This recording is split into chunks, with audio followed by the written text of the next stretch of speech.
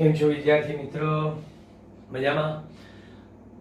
સ્વાધ્યાયના દાખલા ગયા વખતે જોયા આપણે, જેટલું અત્યાર સુધીમાં આપણે ભણી ગયા એના ઉપરના આપણે સ્વાધ્યાયના દાખલાઓ પતી ગયા. ઉદાહરણના દાખલાઓ ચાલુ કરીએ આપણે, એ પણ જેટલું આપણે ભણી ગયા છે એ ઉપરના. મેગ્નેટિઝમ એન્ડ મેટર, ચુંબકત્વ અને દ્રવ્ય. ચુંબકત્વ અને દ્રવ્યનો દાખલા નંબર ઉદાહરણનો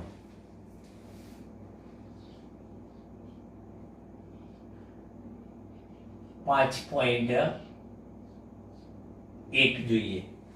5.1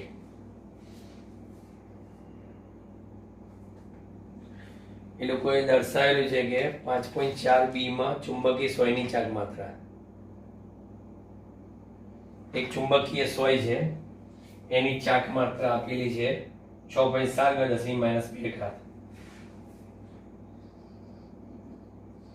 6.7 × 10⁻² ઘાત એમ્પિયર ઇન્ટુ મીટર સ્ક્વેર. આકૃતિની કઈ જરૂર નથી આપણે. જડતાની ચાક માત્રા 7.5 × 10⁻6.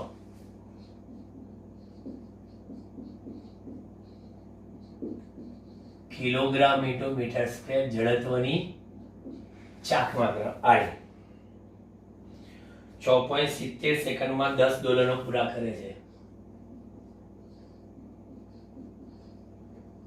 70 સેકન્ડમાં n બરાબર કેટલા દોલનો?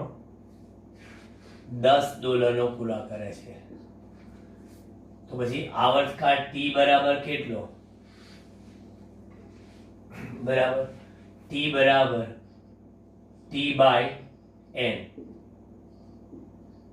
6.70 ભાગ્યા 10 એટલે 0.670 સેકન્ડનો શું થશે? એનો આવર્તકાળ થશે 0.670. તો ચુંબકીય ક્ષેત્રનું મૂલ્ય કેટલું હશે? B = question mark. ચલો, આ આપણો ઉદાહરણ દાખલાની માહિતી. સૌથી પહેલા આવર્તકાળ t બરાબર 2π √IMA/BM. t² બરાબર 4π² I/BM. ચુંબકીય ક્ષેત્ર B બરાબર 4π² I/mt². 4 × 3.14² ગુણ્યા જડત્વની ચાક માત્રા 7.5 × 10⁻6 ભાગ્યા ડાયપોલ મોમેન્ટ 6.7 × 10⁻² અને 0.670 એટલે કે 0.67 નો સ્ક્વેર. કેલ્ક્યુલેટરથી ગણતરી કરીએ. ઘાતને ખાલી બાજુ પર લઈ લેશું, -4 ઘાત. 4 × 3.14 × 3.14 અને 7.5 ભાગ્યા 6.7 ભાગ્યા 0.67.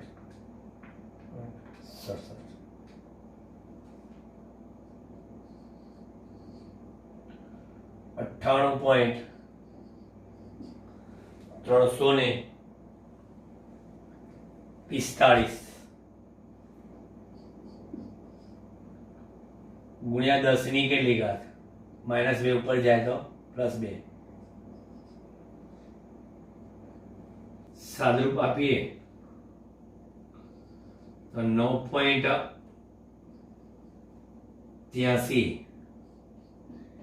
ગુણ્યા 10⁻³ ઘાત ટેસ્લા.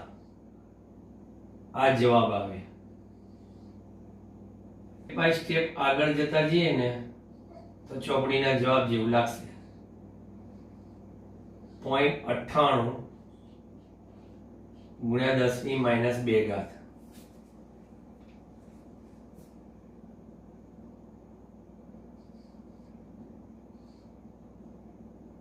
પોઈન્ટ 098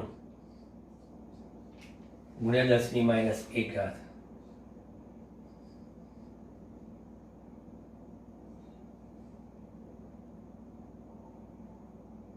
એટલે કે 0.0098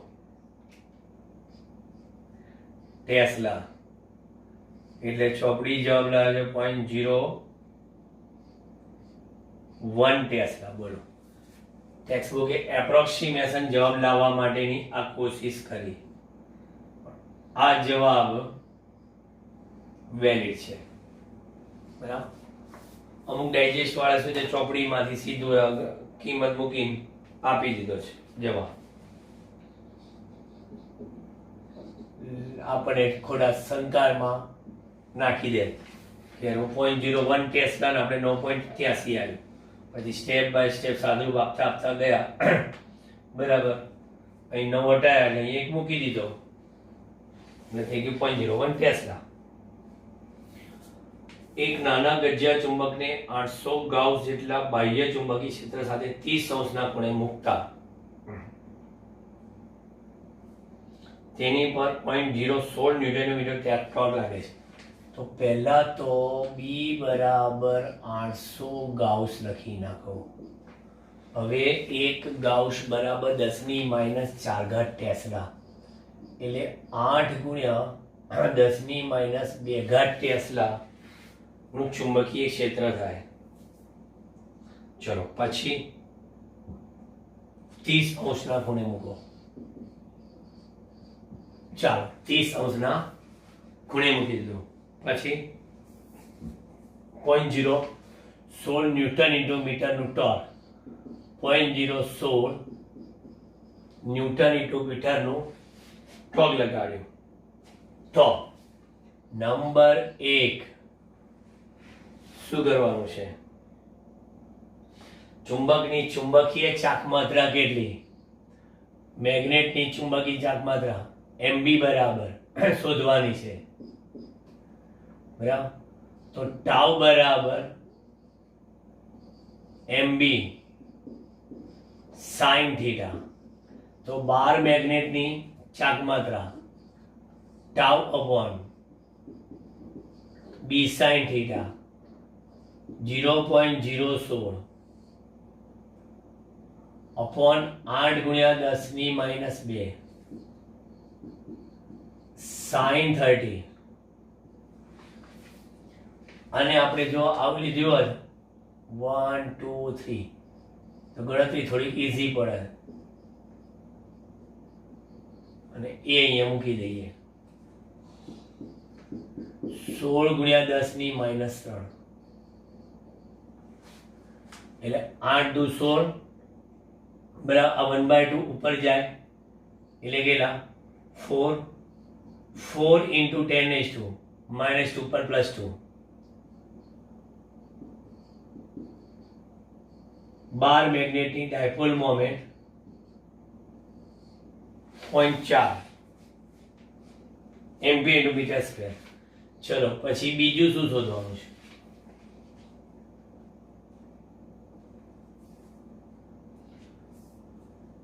મહત્તમ સ્થાયી સ્થિતિમાંથી મહત્તમ અસ્થાયી સ્થિતિમાં લાવવા માટે કેટલું કાર્ય કરવું પડશે? બરાબર.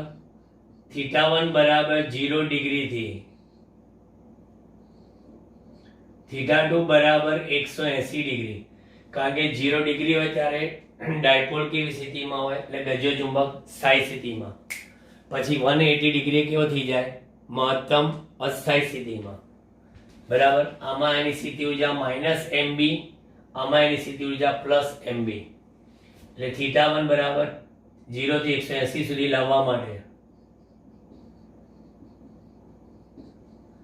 કરવું પડતું કાર્ય શોધો.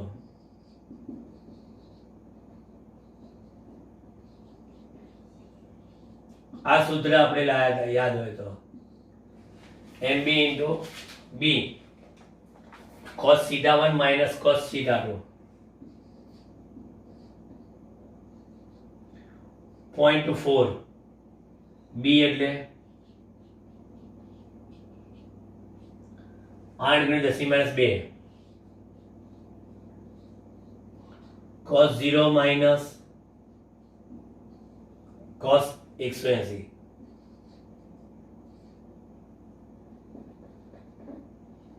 8 × 6 = 32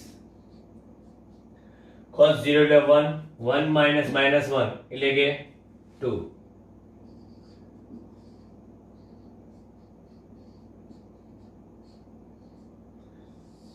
આ શું આવ્યું એનું કાર્ય આવ્યું 6.4 × 10⁻⁻2 પછી ત્રીજો વિભાગ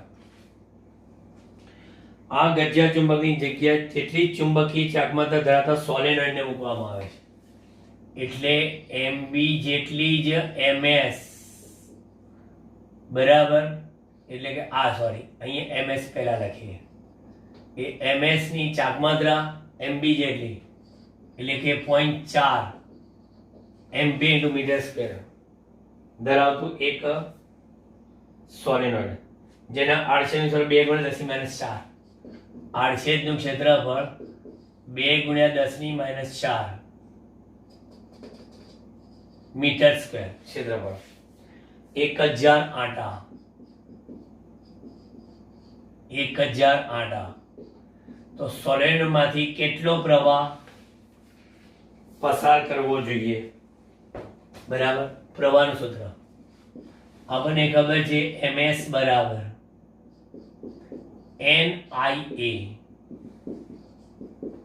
I બરાબર MS upon NA MS એટલે 0.4 આંટા એટલે 1000 ક્ષેત્રફળ એટલે કે 2 × 10⁻⁴ સીધું થશે ઉપર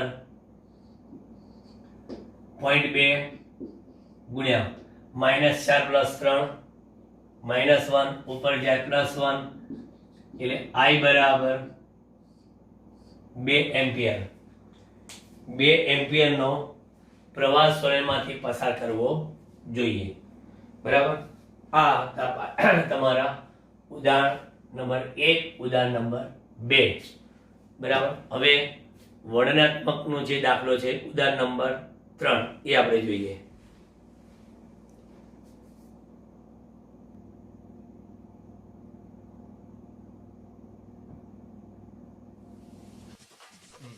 ઉદાહરણનો દાખલા નંબર 3 રકમ છે કે જો ગજિયા ચુંબકના તેની લંબાઈને લંબરૂપે અને તેની લંબાઈને સમાંતર એમ 2 ભાગ કરવામાં આવે તો શું થાય તો જોયેલ આકૃતિ બતાવેલી છે કે ગજિયા ચુંબકને તેની લંબાઈને લંબરૂપે ભાગ પાડીએ તો તમને બધાને ખબર છે કે દરેક ટુકડો પોતે સ્વતંત્ર ચુંબક તરીકે વર્તે અને બીજું કે ટુકડા કરીએ ને તો પ્રત્યેક ટુકડા થતા ડાયપોલ મોમેન્ટ બદલાતી જ જાય એટલે ડાયપોલ મોમેન્ટ એના અડધા ટુકડા કર્યા છે 2 ભાગ બરાબર તો ડાયપોલ મોમેન્ટ મૂળ ડાયપોલ મોમેન્ટથી અડધી થાય પરંતુ ધ્રુવમાનમાં કોઈ જ ફરક પડતો નથી દરેક ધ્રુવનું ધ્રુવમાન QM ડેશ કહીએ તો QM ડેશ એ મૂળ ધ્રુવમાન QM જેટલું જ થશે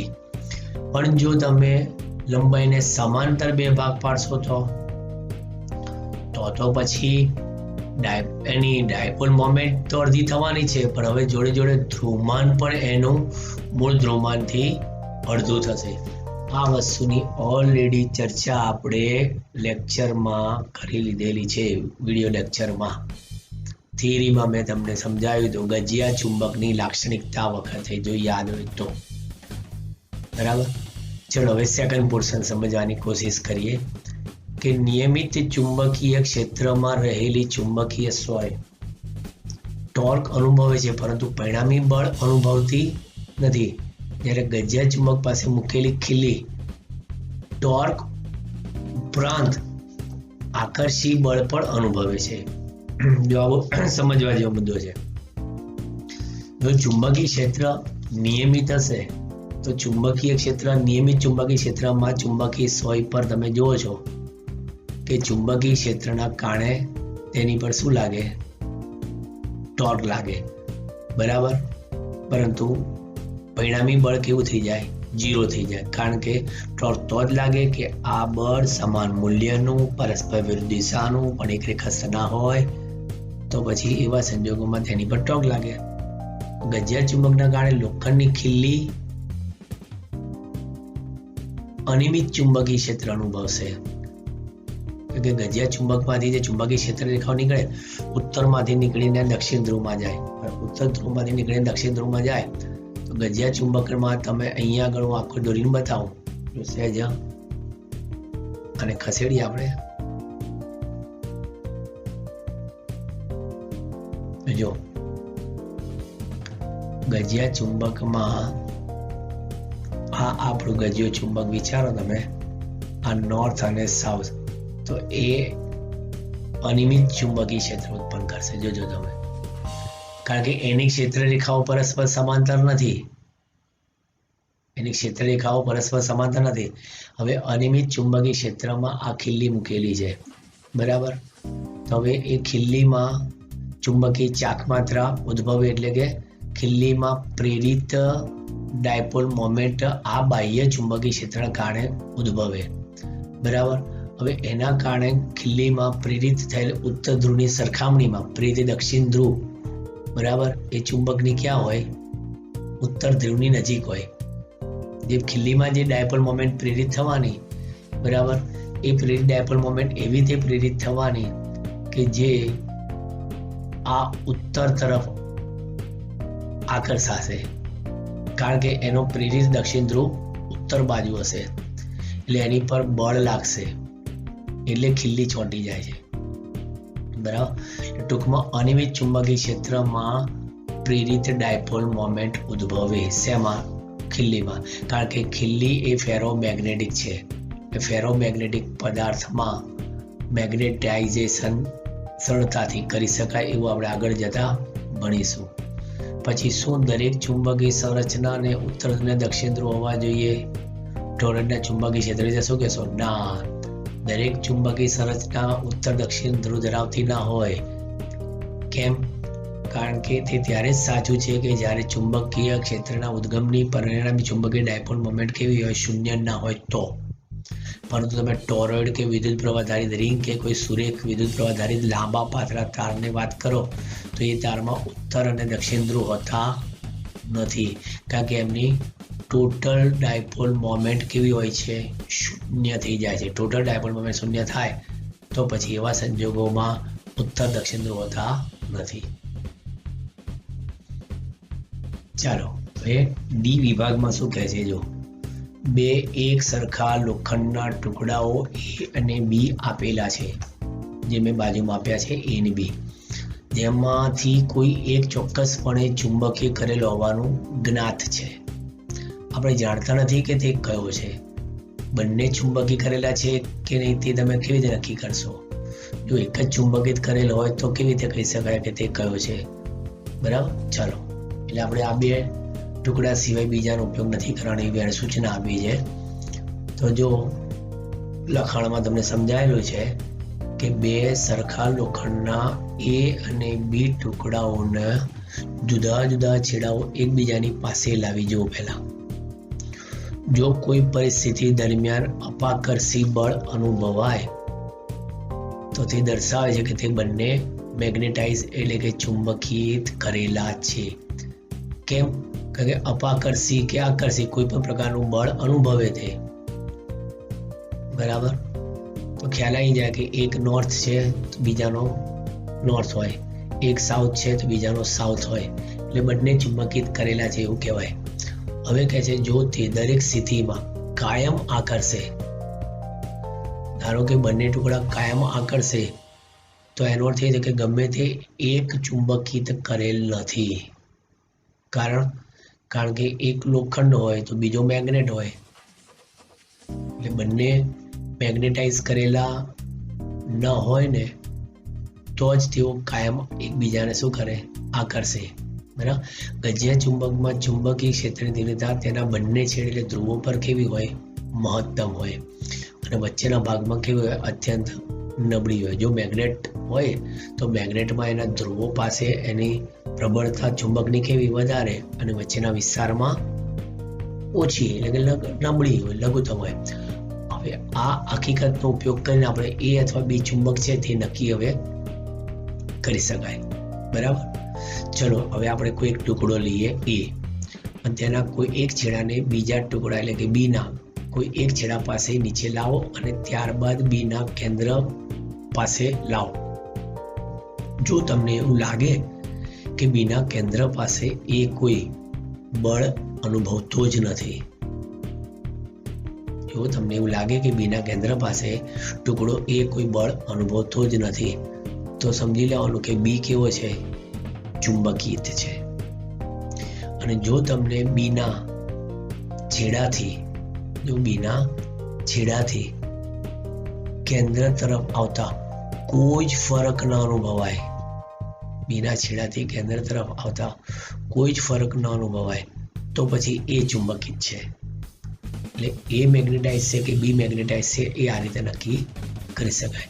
ફરી ધ્યાનથી તમે વાંચી લેજો. બરાબર. આ રીતે આપણે સમજાવ્યું છે કે કયો મેગ્નેટ ને કયો મેગ્નેટ નહીં. ઉદાહરણ 5.6 આકૃતિમાં દર્શાવેલ ચુંબકીય ક્ષેત્ર રેખાઓની અમુક આકૃતિઓ ખોટી છે, તેમાં શું ખોટું છે તે દર્શાવો. મને કેટલીક સાચી સ્થિત વિદ્યુત ક્ષેત્ર રેખાઓ પણ દર્શાવે છે, અને તે કઈ છે તે પણ દર્શાવો.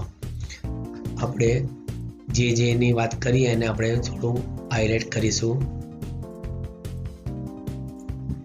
પહેલા હું તમને આ એની વાત કરું. બરાબર. એ આકૃતિ જોતા તેવું લાગે છે કે તે ચુંબકીય ક્ષેત્ર રેખા દર્શાવે નહીં. કેમ? કારણ કે ચુંબકીય ક્ષેત્ર રેખાઓ ક્યારેય બિંદુવત ઉદ્ગમમાંથી નીકળતી નથી, અને કોઈ પણ બંધ પૃષ્ઠ માટે બીનું ચોખ્ખું ફ્લક્સ હંમેશા કેવું હોય? શૂન્ય હોય. અને બીજું કે આકૃતિમાં જેટલી ક્ષેત્ર રેખાઓ પૃષ્ઠમાં દાખલ થાય તેટલી બહાર નીકળતી દેખાવી જોઈએ. આ તો બધી જ ઉદ્ભવથી જ બતાવેલી છે.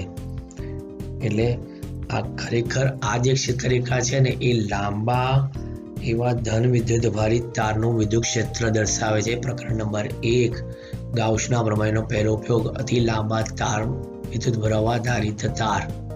બરાબર. એમાંથી વિદ્યુત ક્ષેત્ર રેખાઓ ઉદ્ભવથી ત્રિજ્યાવર્તી દિશામાં ઉદ્ભવતી હોય, એટલે ટૂંકમાં આ વિદ્યુત ક્ષેત્ર રેખાઓ દર્શાવે છે, પણ ચુંબકીય ક્ષેત્ર રેખા દર્શાવતી નથી.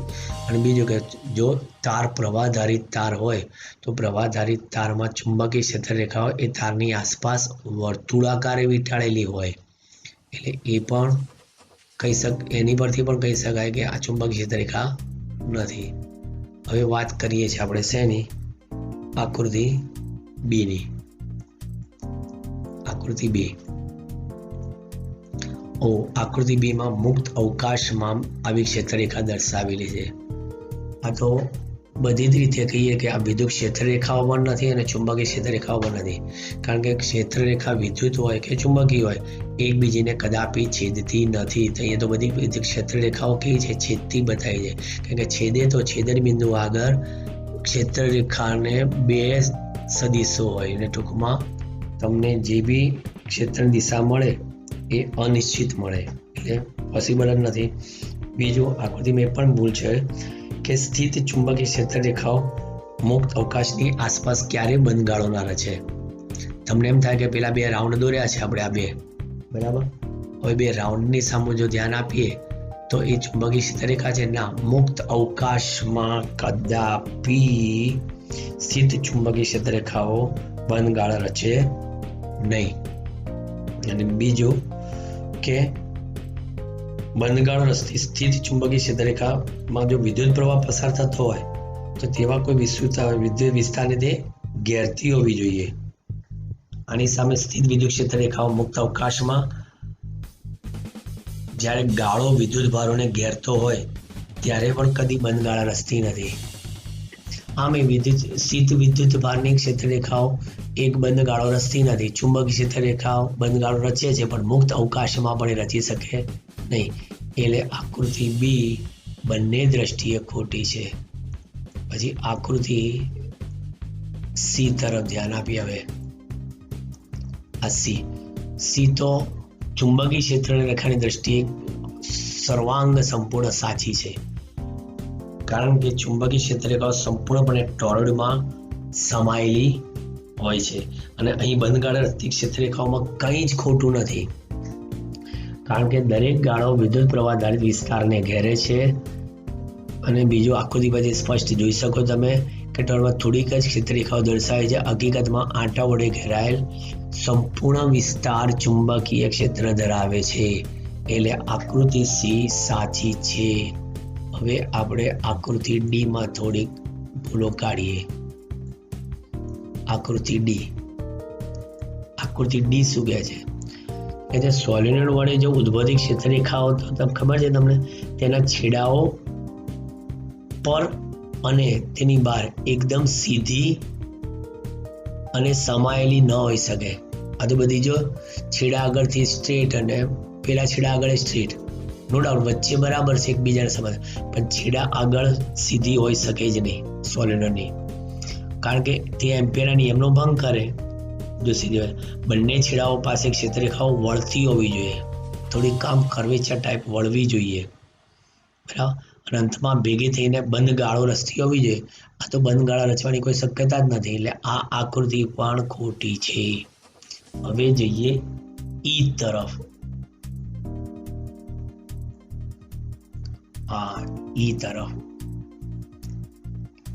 ઈ કંઈક સાચું દેખાઈ રહ્યું છે, ઈ વાળી આકૃતિ, કારણ કે આ ગજિયા ચુંબકની અંદર અને બહાર ક્ષેત્ર રેખાઓ છે. ગજિયા ચુંબકની જો દાખલ થઈ અને બહાર નીકળી, બરાબર, અને છેડા પાસે વળતી પણ છે અને પાછી બંધ ગાળો રચે છે, દાખલ થઈ બહાર નીકળી. એટલે આપણને ઈ આકૃતિ સાચી દેખાય છે, કારણ કે હું ફરી સિસ્ટમેટિક તમને બતાવું કે આ ગજિયા ચુંબકની અંદર અને બહાર ક્ષેત્ર રેખાઓ છે. અંદરની ક્ષેત્ર રેખાઓ ધ્યાનથી જો તમે, બધી ક્ષેત્ર રેખાઓની દિશા ઉત્તર ધ્રુવમાંથી બહાર નીકળતી કે દક્ષિણ ધ્રુવમાં સમાઈ જતી નથી. ઉત્તર ધ્રુવ અને દક્ષિણ ધ્રુવ બંનેની આસપાસ ક્ષેત્ર ચોખ્ખું ફ્લક્સ શૂન્ય છે, એટલે નહીં કે એક ઉદ્ભવે છે ને એક દાખલ થાય છે. ચોખ્ખું ફ્લક્સ કેવું છે? શૂન્ય મળે છે, એટલે સાચું છે. હવે આવી જઈએ એફ વાળી આકૃતિ. એફ વાળી આકૃતિમાં તીર નહોતા બરાબર, એટલે મેં જરા મારી રીતે તીર દોર્યા છે જે ચોપડીમાં આપેલા છે એ પ્રમાણે, પણ એ ખોટું છે. આ આકૃતિ ખોટી છે.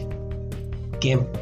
કારણ કે આ ક્ષેત્ર રેખાઓ ચુંબકીય ક્ષેત્ર રેખાઓ દર્શાવી શકે જ નહીં. પહેલી વાત તો એ, બરાબર. એના ઉપરના ભાગમાં જો જે શેડેડ કરેલો છે ને ઉપરનો ભાગમાં જો કે બધી જ ક્ષેત્ર રેખાઓ એ તકતીમાંથી બહાર નીકળતી દર્શાવેલી છે, બરાબર. અને છાयांકિત તકતીને ઘેરતા પૃષ્ઠમાંથી પસાર થતો કુલ ફ્લક્સ શૂન્ય નથી. ચુંબકીય ક્ષેત્ર માટે આ શક્ય નથી.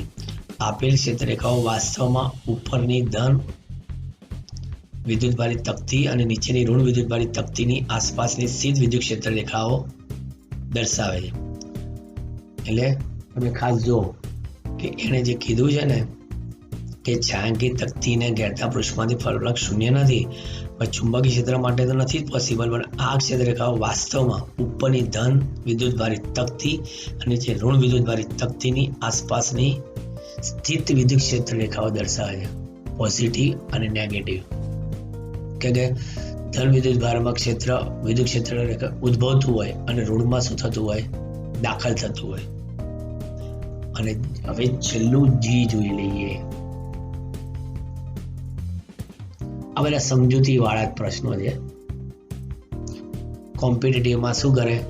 નીચેની આમાંથી કઈ આકૃતિ સાચી ચુંબકીય ક્ષેત્ર રેખાઓ દર્શાવે છે, સાચી વિદ્યુત ક્ષેત્ર રેખાઓ દર્શાવે છે, બરાબર, એવું જ પૂછે તમને.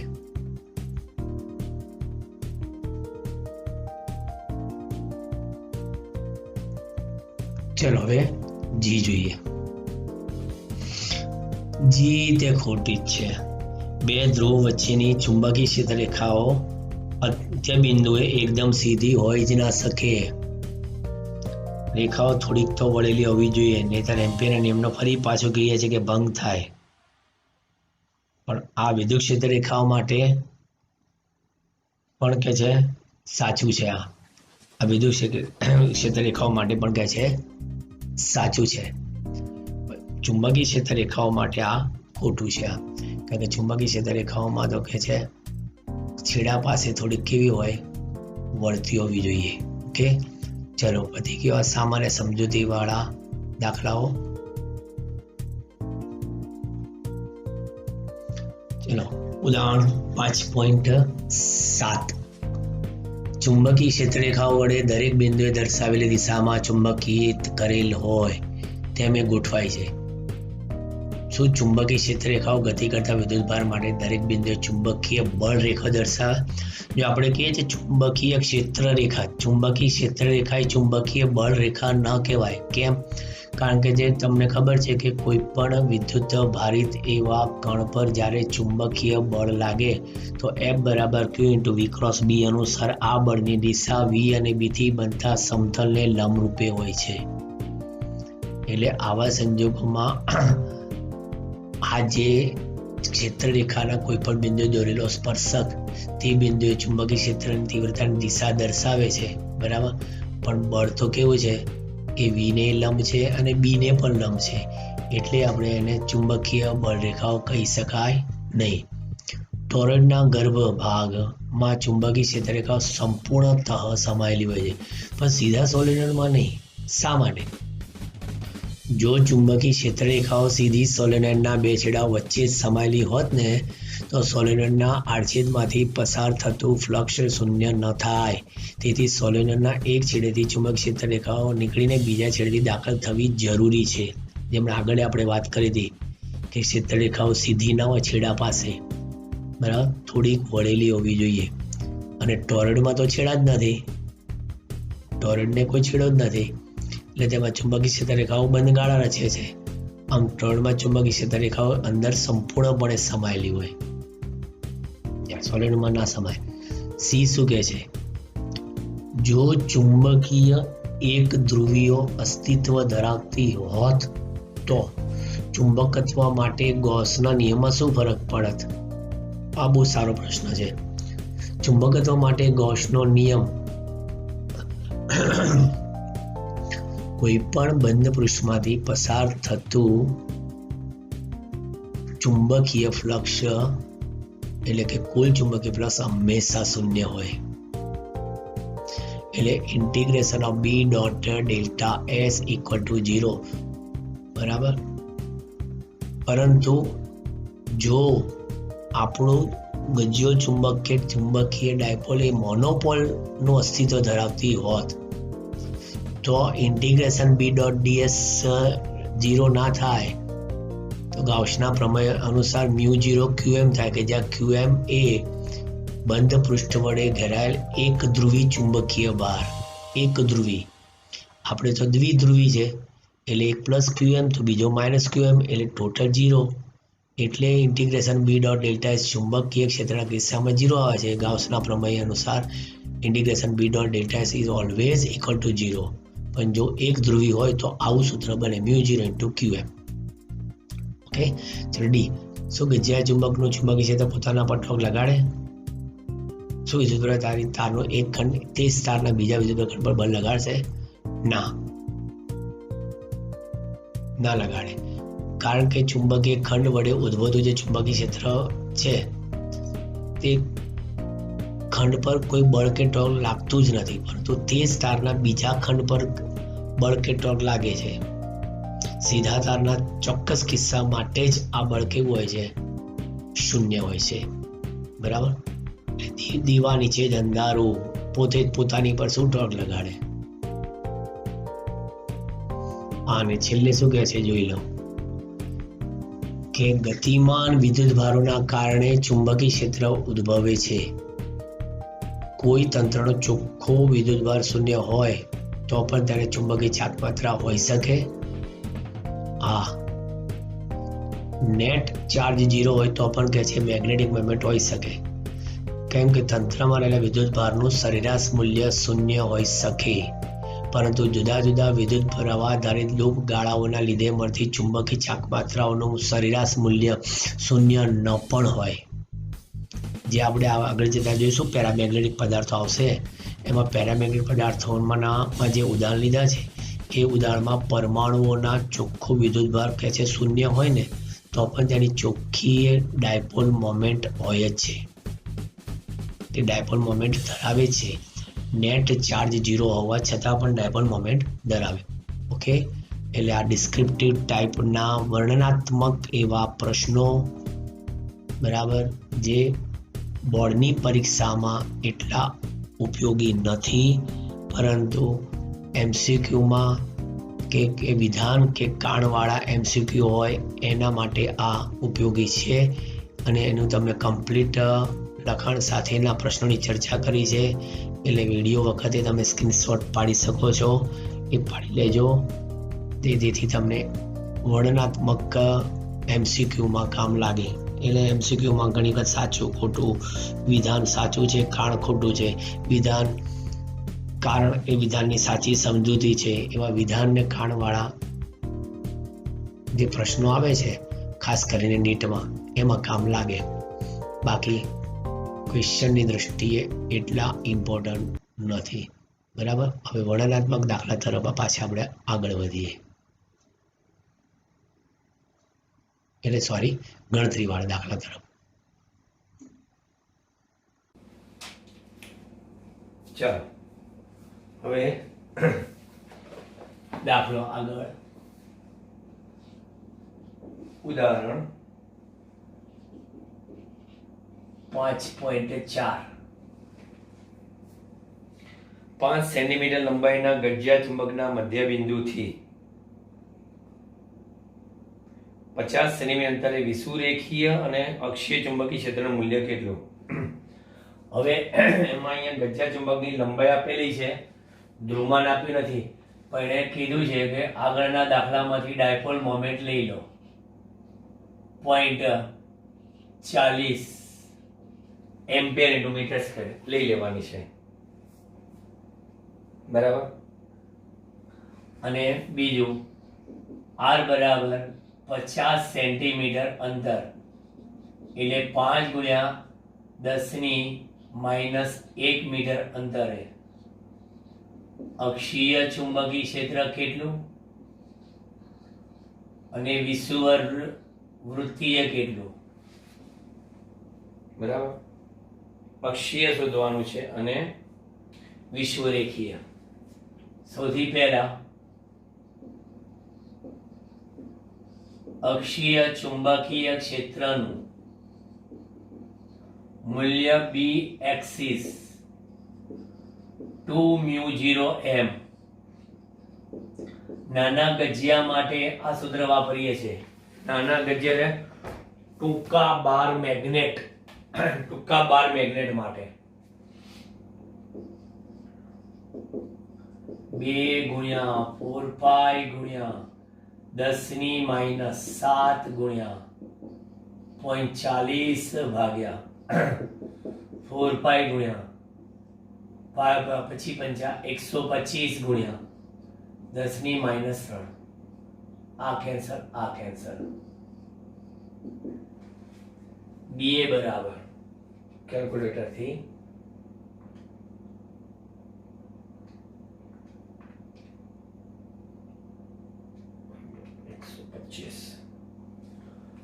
0.0064 -3 ઉપર જાય એટલે +3, +3 ને -7.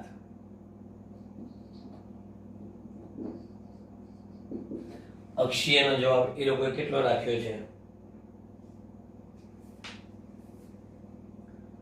1 2 3 1 2 3 ગુણ્યા 10⁻⁷ ટેસ્લા. અક્ષીય ચુંબકીય ક્ષેત્ર. હવે વિષુવરેખીય ચુંબકીય ક્ષેત્રનું મૂલ્ય આનું અડધું થાય બી equator mu 0 m upon 4 pi r cube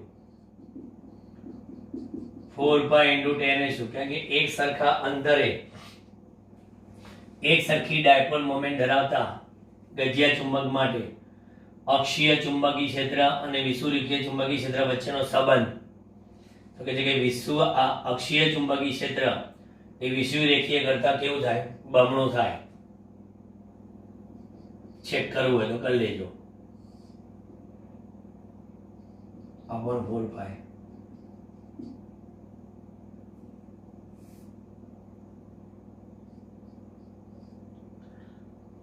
ગુણ્યા 10⁻3 BE ખાલી ફોર્માલિટી ખાતર જ ગણતરી કરીએ છીએ.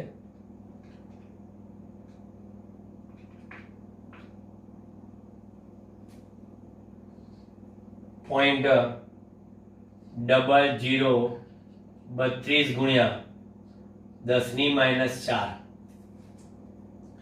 એટલે કે BE બરાબર 1 2 3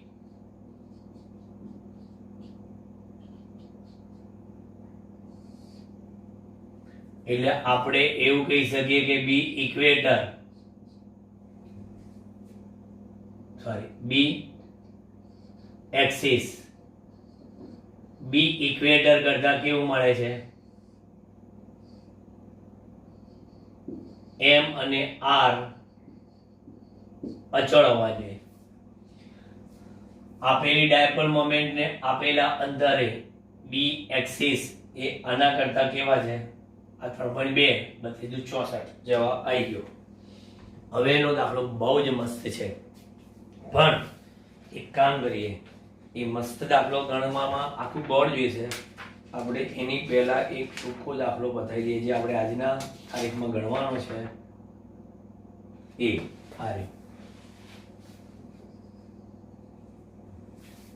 ઉદાહરણ 5.8 બરાબર, જે આજે જ ગણવાનો છે. પૃથ્વીનું ચુંબકીય ક્ષેત્ર વિષુવવૃત્ત પાસે 0.4 ગૌસ જેટલું છે. પૃથ્વીનું ચુંબકીય ક્ષેત્ર વિષુવવૃત્ત પાસે બી ઇક્વેટર કેટલું છે? લગભગ 0.4 ગાઉસ લેવામાં આવેલું છે. એટલે 4 ગુણ્યા 10⁻5 ટેસ્લા એટલું લખીએ ગયે. પૃથ્વીની દ્વિધ્રુવી ચાકમાત્રા શોધો. ડાયપોલ મોમેન્ટ કેટલી હશે? બરાબર. હવે પૃથ્વીને વિષુવવૃત્ત પાસે કીધું છે એટલે r જે છે એ પૃથ્વીની ત્રિજ્યા લઈ શકાય. બરાબર, આને પૃથ્વીની ત્રિજ્યા લઈ શકાય અને એ કેટલી છે? 6.4 ગુણ્યા 10⁶ મીટર વિષુવવૃત્ત પાસે કીધું એટલે. બરાબર, તેને પૃથ્વીની ત્રિજ્યા તરીકે લઈ શકીએ. પછી આપણે કીધું છે μ0/4 પાઈ બરાબર 10⁻7 લ્યો. ઓકે, તો BE બરાબર μ0m/4 પાઈ r³ વિષુવવૃત્ત પાસે. તો dipole moment 4 pi r³ into BE divided by μ0. આપણે μ0/4 પાઈ કીધું છે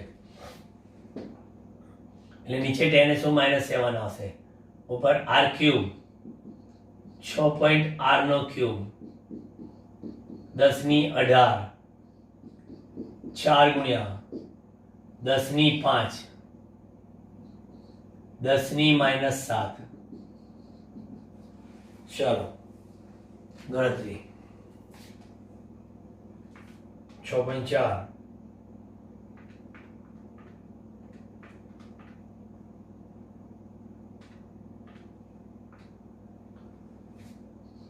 1048.576 છે એટલે આપણે 6 લખી નાખીએ ગુણ્યા 10 ની -7 ઉપર જાય +7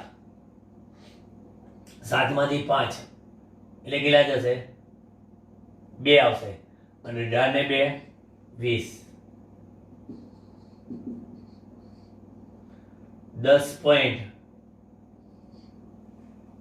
10.48 હજી આપણે રાઉન્ડિંગ લઈએ તો 49 ગુણ્યા 10 ની 22 ઘાત એમ્પિયર ઇન્ટુ મીટર સ્ક્વેર આટલો જવાબ આવ્યો જે આપણે કીધું છે કે જે ચુંબકત્વ માટેના પુસ્તકોમાં દર્શાવેલ મૂલ્ય 8 ગુણ્યા 10 ની 22 ઘાત એમ્પિયર ઇન્ટુ મીટર સ્ક્વેરની નજીક છે બરાબર ભૂચુંબકત્વ માટેનું જે દર્શાવેલ મૂલ્ય છે 8 ગુણ્યા 10 ની 22 ઘાત એ 8 છે આ 10 અને 10 ની 22 ઘાતના ઓર્ડરમાં ઓકે હવે આપણે શાંતિથી આખા બોર્ડમાં દાખલો ગણીએ બહુ જ મસ્ત દાખલો છે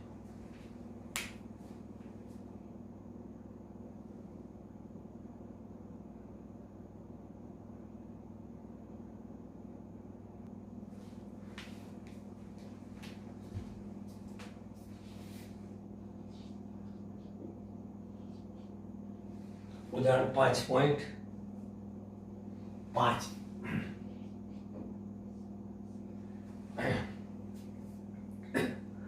અહીંયા આગળ એક આવી આકૃતિની પરિસ્થિતિ દર્શાવી છે લોકોએ જો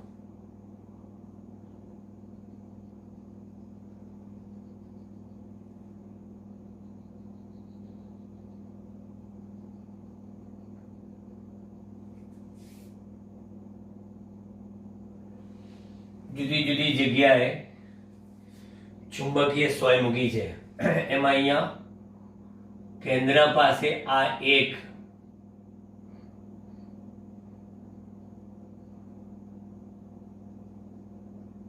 ચુંબકીય સોય મૂકી છે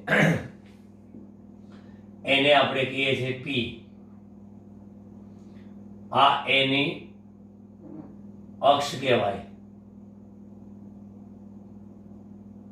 બરાબર અને આ એની વિષુવ રેખા કહેવાય એટલે આનું મેગ્નેટિઝમ જોવાનું છે બરાબર આ ચુંબકીય સોય P ની અક્ષ છે ઉપરની છે અને આ વિષુવ રેખા છે હવે જુદી જુદી જગ્યાએ બાકીની ચુંબકીય સોય મૂકેલી છે હવે એ બતાવીએ એ કઈ રીતે મૂકી છે હું તમને બતાવતો જાઉં આ મેઇન એક અહીંયા મૂકેલી છે એટલે કે ચુંબકીય સોય Q પર એની કઈ પોઝિશન Q6 પોઝિશન એક અહીંયા મૂકેલી છે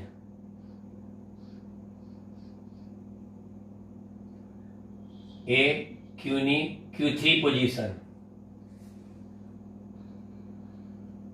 એક અહીં મૂકેલી છે Q4 પોઝિશન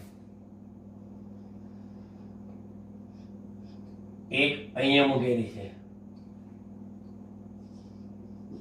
Q5 પોઝિશન એક અહીંયા છે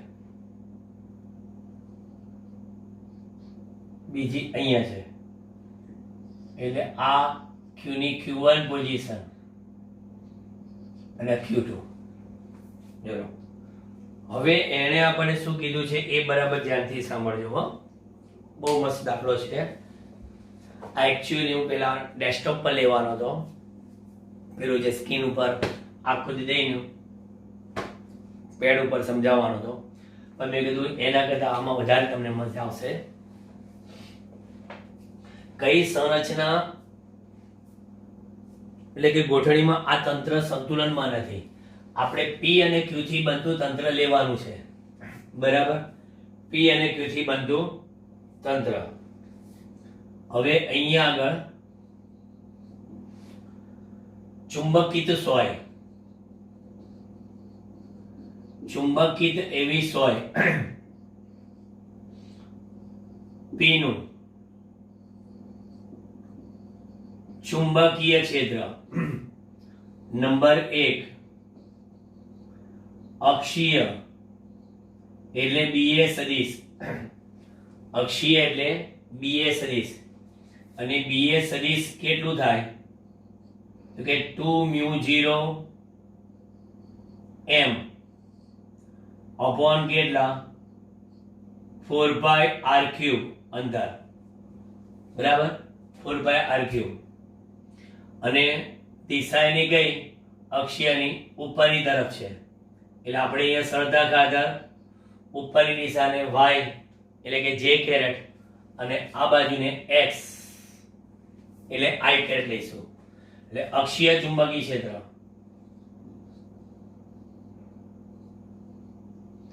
અને વિષુવ રેખીય ઇક્વેટર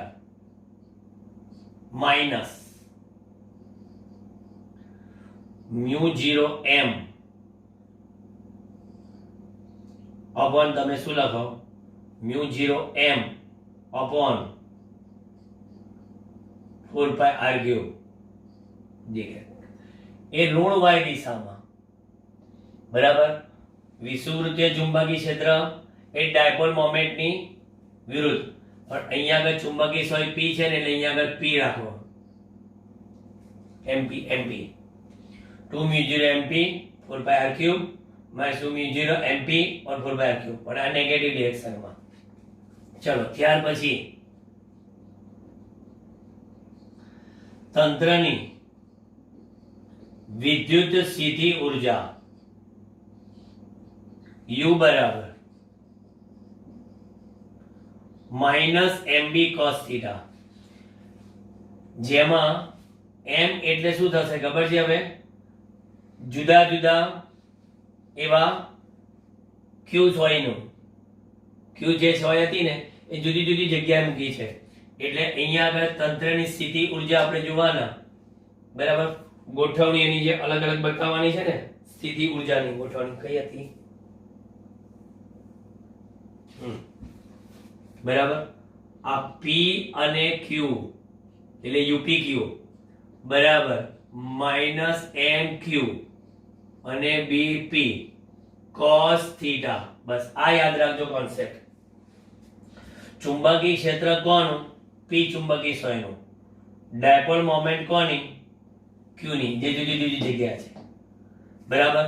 એટલે આ સૂત્રનો ઉપયોગ કરજો, બરાબર. અને જોવાનું કે આ ચુંબકીય સોય એ P ચુંબકીય સોયના વિષુવવૃત્ત પર છે કે અક્ષ પર છે, એ મુજબ આપણે આ પસંદ કરવાનું, બરાબર. કારણ કે આપણી પાસે આ જે P છે એ બે પ્રકારની છે, બરાબર. એક છે કઈ અક્ષીય અને બીજી કઈ છે વિષુવવૃત્તીય. એટલે કઈ આવે છે એ જોવાની, બરાબર.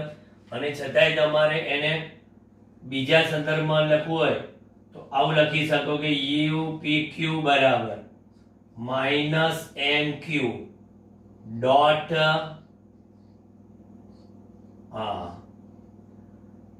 આ એકદમ પરફેક્ટ આપી દીધું. લો, ડોટ એટલા માટે કે જોવાની કે mq ની દિશા કઈ, ધન x ઋણ x, બરાબર. BP માં અક્ષીય વિષુવવૃત્તીય ચેક કરતા જાઓ. આ કોન્સેપ્ટનો ઉપયોગ કરીને આપણે ચાલવાનું છે. ચોપડી તો સીધો જવાબ આપી દીધો કે આ ગોઠવણીમાં, હા, બરાબર. હજી બીજું એક વસ્તુ તમને કીધું કે U બરાબર 0 મળે. ધારો કે જો તમારે એમની ગોઠવણી છે, સપોઝ UPQ P અને Q ની ગોઠવણીમાં જો તમને 0 મળે, બરાબર, તો તંત્ર એને કઈ સ્થિતિ કીધી હતી? તંત્રની કઈ ગોઠવણી? સંતુલનમાં નથી. એટલે તંત્ર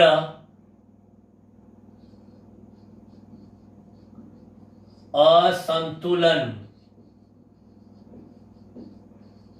સ્થિતિમાં હોય જો તમારે આમાં યુપીક્યુ નો જવાબ જો 0 મળે તો તે તંત્ર અસંતુલિત સ્થિતિમાં હોય. પછી બીજું યુપીક્યુ બરાબર માઇનસ એમક્યુ ઇન્ટુ બીપી, એટલે એ બીપી બીઈ માટે હોય કે પછી બીએ માટે હોય, બરાબર? તો શું? તો તંત્ર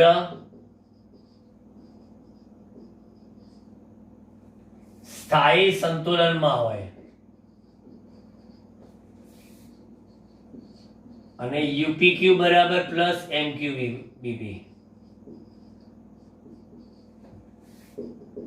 તો તંત્ર અસ્થાયી સંતુલનમાં હોય.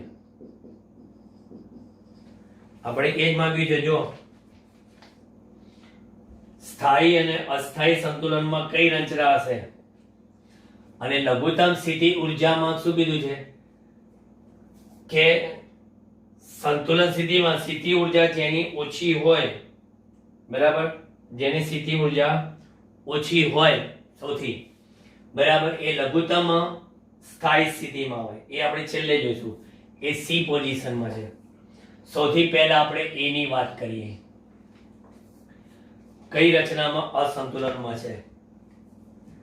તો સૌથી પહેલા Q1 અને Q2 માટે, Q1 અને Q2 માટે, Q1 અને Q2 માં શું થશે? સ્થિતિ ઉર્જામાં UP Q1 બરાબર minus M Q1 dot BP dot, બરાબર. હવે અહીંયા આગળ આ ચુંબકીય સ્વયંની વિષુરેખા પર છે, બરાબર. એ તો વિષુરેખા પર છે એટલે આપણે આ પોઝિશન આવશે. એટલે વિષુરેખા પર તો માઇનસ છે એટલે તમે અહીંયા આગળ શું લખવાના એના માટે? ઇક્વલ ટુ MQ1 એ કઈ દિશામાં છે? ધન x, એટલે MQ1 I caret dot, MQ1 I caret dot BP એટલે કે BE minus J caret. BP માં અહીંયા કોણ આવશે? BE, પણ BE કઈ છે? Minus J caret. એટલે સાદરૂપ આપતા માઇનસ MQ1 BE પરંતુ I ડોટ J, એટલે જવાબ શું આવ્યો? 0 મળ્યો, બરાબર. તે જ પ્રમાણે UpQ2 બરાબર પણ 0 મળશે. માટે કઈ જોડ કીધી એને? માટે PQ1 અને PQ2 જોડ એ સંતુલનમાં નથી, અસંતુલનમાં છે. જો ક્લિયર થઈ ગયું? I ડોટ J 0 થાય. હવે સ્થાયી સંતુલન સ્થિતિ, સ્થાયી સંતુલન સ્થિતિમાં મારે શું થવું જોઈએ? આવો જવાબ આવવો જોઈએ. તે સ્થાયી સંતુલન સ્થિતિની જોડ નક્કી કરો. આ બે પતી ગઈ. These two are clear. તો સ્થાયી સંતુલનની સ્થિતિમાં Q3 જુઓ, Q4 જુઓ, Q5 જુઓ, Q6 જુઓ, બધાને ચેક કરતા જાઓ. એ લોકોના ડાયરેક્ટ જવાબ પ્રમાણે Q3 અને Q6 સ્થાયી કીધી છે. Q3 અને Q6 આ બંને. એટલે સૌથી પહેલા PQ3 જોડ માટે નક્કી કરીએ. અહીંયા આપણે એવું લખ્યા PQ1 અને PQ2 માટે. PQ3 જોડ નક્કી કરીએ. PQ3 એ આના વિષુરેખા પર છે. PQ3 માટે UPQ3 માઇનસ MQ3, પણ MQ3 માં કઈ દિશામાં છે? નીચે છે એટલે minus J caret, minus MQ3 minus J caret. મારે અહીંયા બ્રેકેટમાં મૂકવું પડે. કારણ કે જો આને માઇનસ માઇનસ એટલે પ્લસ થઈ જાય ને, પણ આપણે આમને 0 થતું એટલે વાંધો ના આવ્યો. અને આમ લખાય -mq3 j કેરેટ અને વિષુવવૃત્તીય ડોટ BE પણ -j caret. Minus minus plus થઈ ગયું, પણ j ડોટ j એટલે 1 એટલે જવાબ આવશે કયો? -mq3 BE. આવી ગયું કે નહીં? mqBE બરાબર. એટલે શું થઈ ગયું? સ્થાયી સંતુલન સ્થિતિ. સ્થાયી સંતુલન સ્થિતિ. ચલો હવે બીજી જોડાઈને કીધી છે Q6 માટે. એ અક્ષ પર છે અને એ ઉપર છે, એટલે અહીંયા આગળ લખ્યું UPQ6 માઇનસ MQ6 એની ડાયપોલ મોમેન્ટ. પણ એ કઈ બાજુ છે? J કેરેટ ડોટ એ અક્ષ પર છે, B એક્સિસ, પણ એ પણ J caret. J dot J1 પણ આગળ માઇનસ MQ6 BA શું આવશે? સ્થાયી સંતુલન સ્થિતિ. આવી ગયું કે નહીં? PQ3 PQ6 સ્થાયી સંતુલન. હવે સ્થાયી સંતુલનમાં તમે અક્ષીય અને વિષુવવૃત્તીય જોવા જાઓ, બરાબર, તો આપણો પેલો એક જવાબ છે ને એ ક્લિયર થઈ જાય. જે માંગ્યો છે ને છેલ્લે સી જવાબમાં કીધું છે ને Q3 અને Q6 માટે. તો Q3 અને Q6 માટે અહીંયા આગળ UPQ6 અને UPQ3 બરાબર. કારણ કે અક્ષ પરનું ચુંબકીય ક્ષેત્ર આપણે લખીએ છીએ અક્ષ પરનું 2μ0 એમ અને આ μ0 બરાબર. તો નેગેટિવ ની દ્રષ્ટિએ જોવા જઈએ તો આ બંનેના સંબંધમાં નેગેટિવમાં કિંમત વધારે છે, એટલે સ્થિતિ ઊર્જા આની ઓછી, બરાબર. તો ઇમ્પ્લાઇઝ એને શું માંગ્યું છે? છેલ્લો જવાબ શું હતો? લઘુત્તમ સ્થિતિ ઊર્જાને અનુરૂપ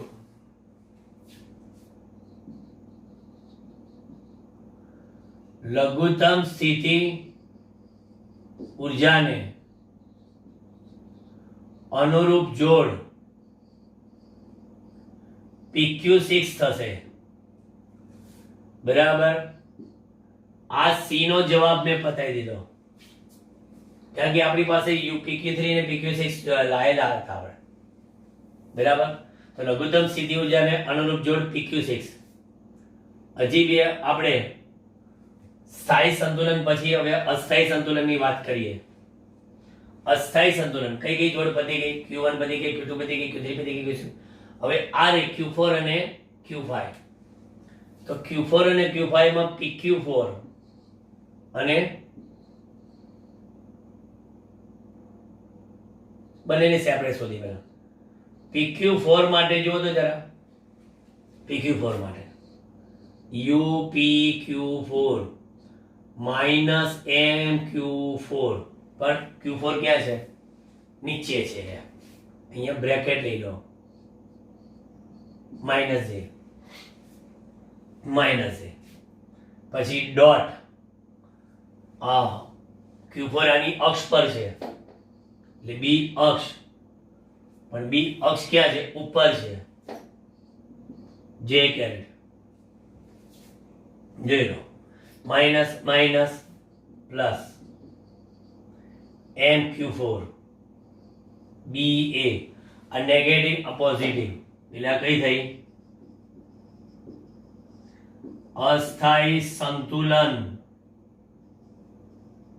સ્થિતિ. અને PQ5 માટે બધી જોડ લઈ લીધી, ડાયરેક્ટ જવાબ વેલિડ નથી. PQ5 માઇનસ MQ5 Q5 ક્યાં છે? ઉપર છે. J caret. બરાબર.